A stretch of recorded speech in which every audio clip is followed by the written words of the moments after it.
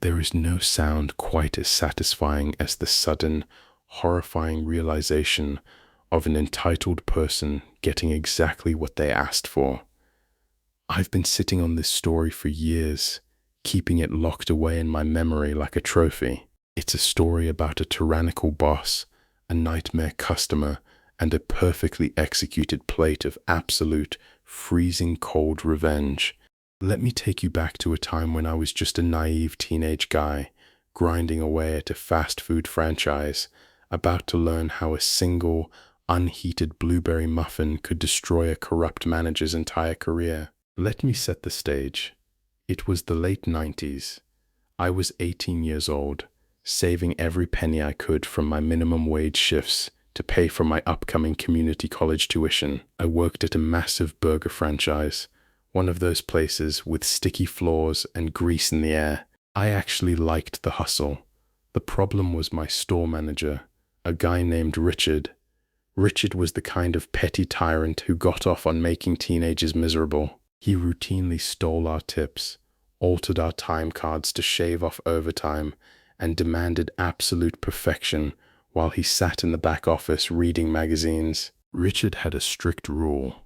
The customer is an absolute god. You give them exactly what they ask for, no matter what. And he had a favorite god to worship. Enter Mrs. Vance. Mrs. Vance was a local socialite, the wife of some big-shot regional director for the franchise.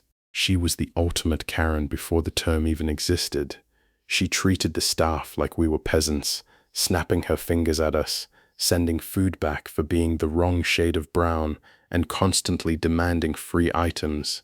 And Richard, he bowed down to her every single time, usually throwing one of us under the bus to make himself look good. The betrayal happened on a Tuesday. I was up for a quarterly performance bonus, a cool $500 that I desperately needed for my textbooks. That afternoon, Mrs. Vance came in and threw a massive fit because I wouldn't accept her expired, 2-year-old coupon for a free meal. I followed corporate policy, but she started screaming that I was disrespectful. Richard came rushing out of his office. Did he back me up? Of course not. He apologized profusely to her, gave her the meal for free, and then turned to me. In front of the entire lobby, he called me incompetent, but it didn't end with a scolding. The next day, I checked my paycheck. The bonus was gone. I confronted Richard in his office. He smirked and told me he had formally written me up for verbally abusing a VIP customer. Because of the write-up, my bonus was revoked, and Richard had reallocated those funds to the store's customer satisfaction budget, which essentially meant his own pocket. I was devastated. I needed that money. I was trapped, unable to quit without a backup plan. I went home feeling completely defeated. But then, a few weeks later, an opportunity presented itself. Corporate decided our franchise was going to be an experimental location for a brand new breakfast menu. We were rolling out coffee and freshly baked goods. Except they weren't freshly baked at all. The muffins came shipped to us in massive cardboard boxes, entirely frozen solid. To serve them, the corporate manual had a very strict, non-negotiable step.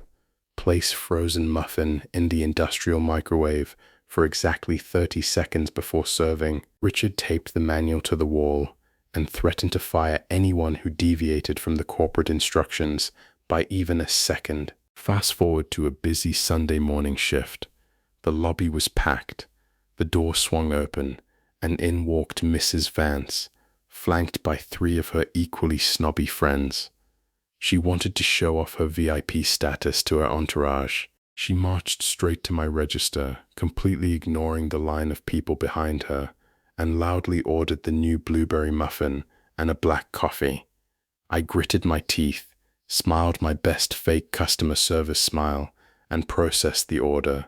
I went to the back, grabbed a frozen muffin, and microwaved it for exactly 30 seconds, just like the manual said. I brought it out to her table. Not even 2 minutes later, I heard the sharp, aggressive stomping of her expensive heels approaching the counter.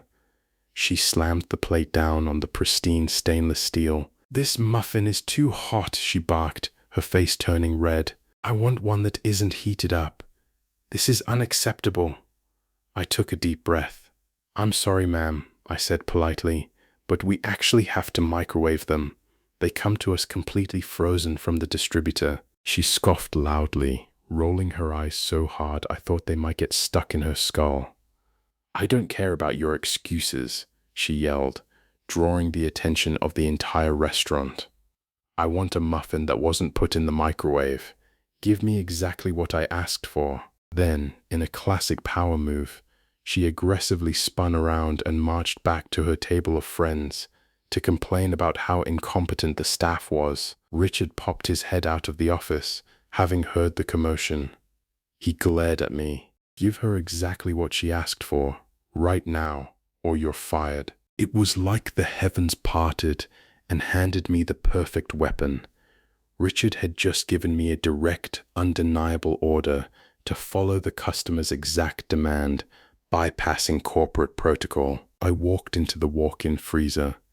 The air was biting cold, -10 degrees. I opened a fresh box and pulled out a blueberry muffin.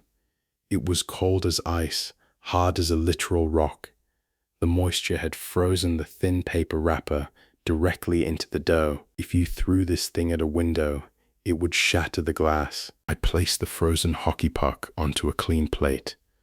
I added a small, unopened packet of margarine to the side for extra flair. I walked out to the dining area, feeling the icy chill radiating through the ceramic plate. I approached her table. Her friends were laughing, likely at my expense. I set the plate down gently in front of her.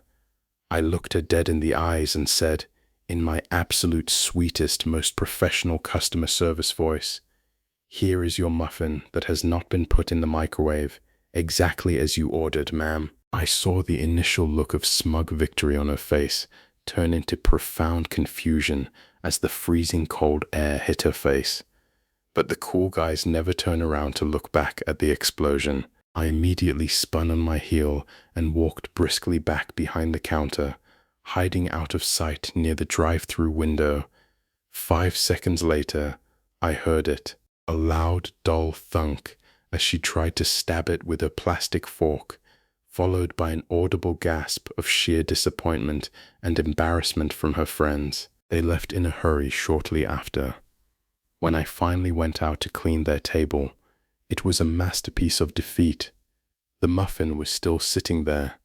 The wrapper was half torn off, completely fused to the frozen dough. There was a small, pathetic chunk missing from the top, where it looked like she had desperately tried to tear it off with her bare fingers, only to fail miserably. The margarine packet was pushed aside, untouched. In the time it took her to complain and demand a new one, her first muffin would have cooled down perfectly. Instead, she wasted her money and her dignity on a block of ice. But the absolute best part, the consequences. Mrs. Vance was so humiliated in front of her friends that she called her husband, the regional director, claiming the store was serving raw, frozen food. An unannounced corporate inspection hit us the next morning. They reviewed the security footage and interviewed the staff. I truthfully told them that Richard had explicitly ordered me to serve raw frozen food to a customer against corporate safety guidelines. Richard was fired on the spot for massive food safety violations and mismanagement of funds. A new manager stepped in, reviewed my file, and immediately reinstated my $500 bonus. Justice, it turns out, is a dish best served completely frozen.